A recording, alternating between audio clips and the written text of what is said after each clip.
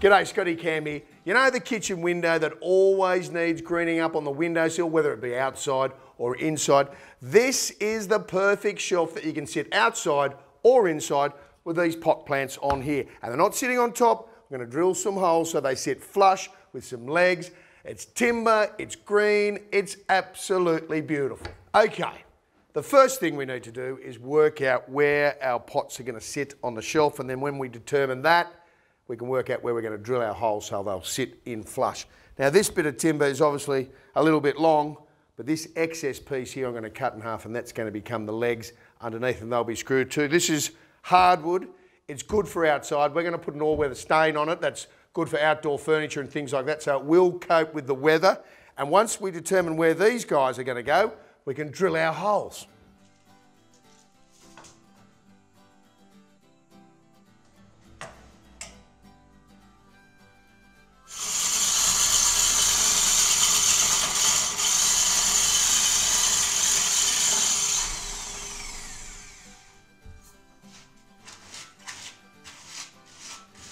Okay, I have cut my holes using a hole saw. Now, if you haven't got a hole saw, you can go and buy one individual saw, and then you can keep that in your workshop for the rest of your life.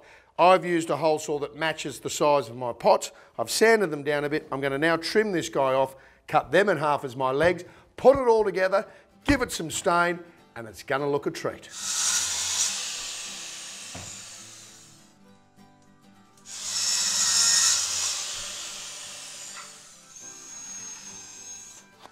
Now, because this is hardwood, it's going to be tougher for these screws to countersink on the surface. So I'm using a bigger drill bit to put a little countersink hole at the top so the screw sits flush.